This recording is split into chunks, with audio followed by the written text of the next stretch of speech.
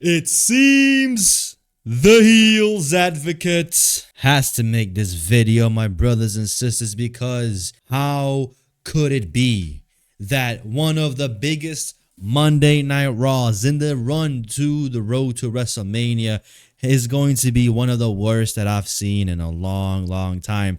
How do you have a Brock Lesnar, a Cody Rhodes, a CM Punk, a Roman Reigns, Jey Uso, Jimmy Uso? Who else do we have? We had all the stars out tonight, chat. All the stars. We had people from we had people from SmackDown show up to Raw, and it failed to deliver. Now, let's talk about this first segment here, and now we're gonna go ahead and look at the one with Roman Reigns and CM Punk. Okay, Stephanie McMahon comes out and pretty much interrupts the segments or the promo that Cody Rhodes was about to cut. He lifts the mic to his mouth, and just like, I hate when they do this, chat. They always do it, right? They come out, they do their entrance, they do the whole, all the pyro goes off. Then they hold the mic to their mouth, and then they get interrupted, right? Then they get interrupted, chat. That seems to be the whole freaking meta these days, right? That seems to be the meta for the people that do not know how to cut a freaking promo. And then in the promo, we also had Stephanie McMahon slap the hell out of Cody Rhodes for no reason. Literally for no reason. So basically, the whole premise of this segment was that Cody Rhodes came out to address whatever the hell Randy Orton did last SmackDown. Immediately after that, Stephanie McMahon comes out to kind of remind and maybe kind of reiterate or reestablish a heel Randy Orton. She literally says this version of Randy Orton is just a menace. She literally said diabolical. This is a diabolical version of Randy Orton. So Cody, are you sure you want to mess with this guy, right? Are you sure you want to mess with this guy, Cody? And then Cody goes out to say, look, I know this guy. This guy slapped my dad. This guy did things to me that this guy literally did things to my father that we can't air today on Netflix, okay? And I know he has also done things we can't air today to you, Stephanie. Clearly referencing that one promo where Randy Orton kissed her unconscious body and, made also, Triple H look at it. So then pretty much she tries to walk off. Cody pulls her back in. She says, Stephanie, I got 2 words for you. The crowd says, suck it. But this freaking corporate stooge, what does he say? He says, thank you. And then he walks out of the ring. Stephanie McMahon is kind of happy about the situation. I don't even know what the hell she came out to do, bro. Right? Out of all the people that could have been involved in this, we could have had Ric Flair. He was pretty much the last Randy Orton manager I think he had back in 2020 when he went up against the Edge. But no, Stephanie for some reason, right? I mean, had Stephanie McMahon came out to confront Randy Orton, that would have been better. Why Cody? I mean, I can't recall one promo that Cody Rhodes and Stephanie had together. I just can't recall any of it. Like I said, had it been Randy Orton there, would have made more sense. But anyways, we go backstage. IShowSpeed is trying to uncurse himself. Yada, yada, yada. You know what I'm saying? Whole lot of nothing. Let's just go ahead and immediately look at the main event of tonight. We had Roman Reigns come out, right? And pretty much aura farm for 5 minutes. He came out wearing his freaking car hat, jackets. He looked around. He mogged a little bit. You know what I'm saying? He inhaled all the energy in Madison Square Garden. And then immediately CM Punk comes out. But before he came out, I literally, while I was live, I said, look, I bet Roman Reigns is going to acknowledge me, lift the mic to his face, and then get interrupted. It's literally what happened, chat. Literally what happened. And that is just so predictable. As I predicted it, it literally happened, bro. It literally happened. I said this guy is going to lift the mic to his face. He's got nothing to say because that is literally what Roman Reigns is, man. Look, the whole meme, right? The whole meme of the tribal chief cool, tribal chief swag, you know what I'm saying? With the perfect eyes, the perfect lips. The concept of that meme is basically that there is nothing else redeeming about, you know what I'm saying, this character, that the only thing reliable about him is that he can just point back to his looks, right? That is the whole meme about the whole tribal chief, glaze, right? That is why I did it. But at this point, you can also see why the meme is kind of ironic, right? The whole tribal chief swag, tribal chief cool thing, it's kind of getting ironic to the point, because if you had to solely depend on Roman Reigns to come out and do something substantial, you can't rely on that, right? This is like the fifth promo now that they have together. And what is it? Like, they're just feuding? They're just fighting for no reason now? I mean, obviously there is a reason, but come on. Like, they're coming out and they're brawling. They're literally brawling for no reason. Like, if CM Punk was this heated to get him, if CM Punk was this interested to beat him down, why did CM Punk just not whoop on him immediately when Raw kicked off? Why could this not have been the first promo of the night? And why did we not further establish the storyline with Jey Uso, Jimmy Uso? How come 1 week they're there? How come 1 week they're very eager to freaking, go out there and like fight each other, and then the next week either Roman is not there, either the Usos are not there, and where is the continuity in all of this?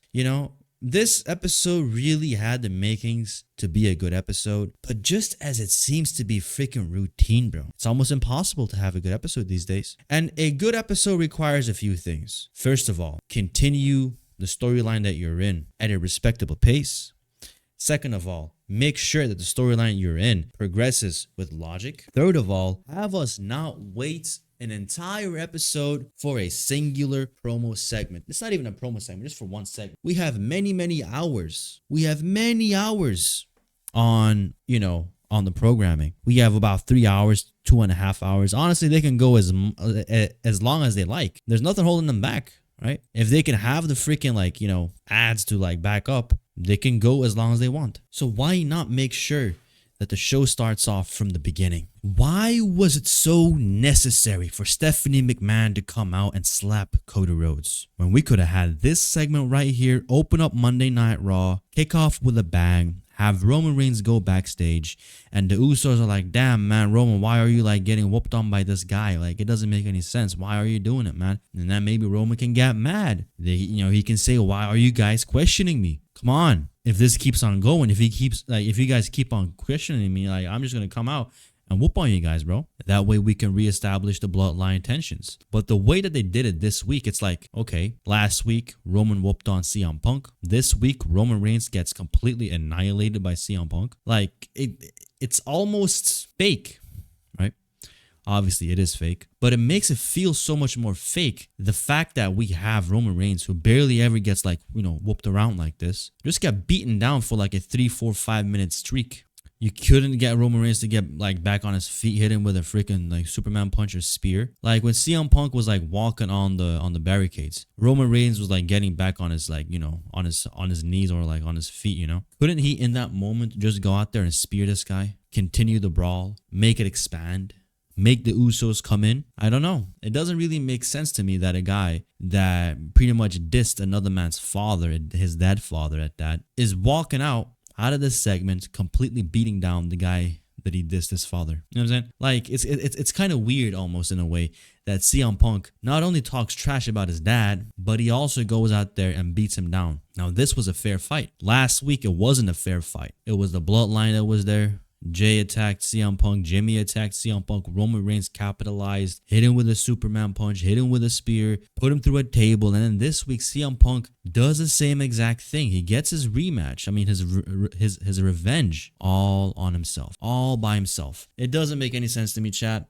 So let's go over the entire episode one by one with the great one, my brothers and sisters, because right now I have a lot of things to say. This segment right here, we had the Usos and the Vision. Now, immediately, one thing that we can always depend on is whenever there is a match with a no DQ stipulation, whether it be TLC, whether it be this, street fight, that street fight, whatever it might be. Whenever the stipulation is there for no DQ, best believe the babyfaces will most likely lose because of some sort of, unfair sequence of events. And that is exactly what happened. ISO Speed was dragged into the match, and he hits LA Knight with the brass knuckles by accident because he got scared. LA Knight gets taken on by Speed. Speed walks away. Logan takes back the brass knuckles and he hits Jimmy Uso. And obviously Jay was kind of going in for the splash, and when Jimmy got hit with the brass knuckles, Jay's focus kind of shifted. He got off the top rope. He went on the apron. He dove onto Logan Paul.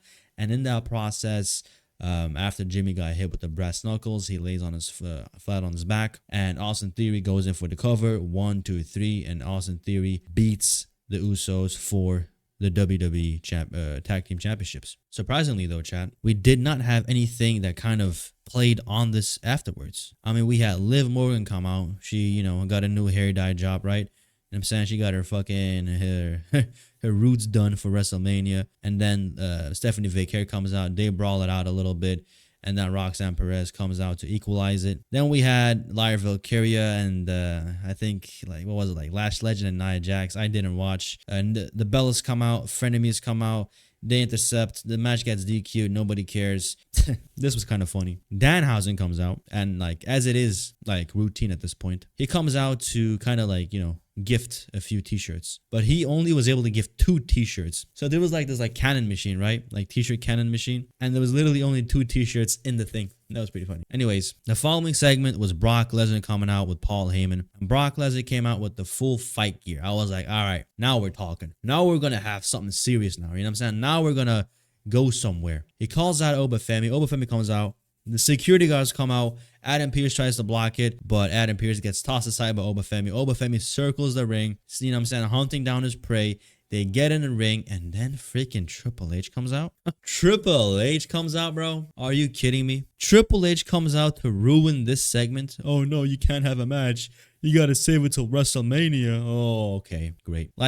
This whole thing where segments get, stalled. Segments get, paused. Segments have to kind of, in a way, get stalled. You know what I'm saying? Literally stalled, bro. They have to kind of milk these segments and not have it go anywhere, not progress the storyline.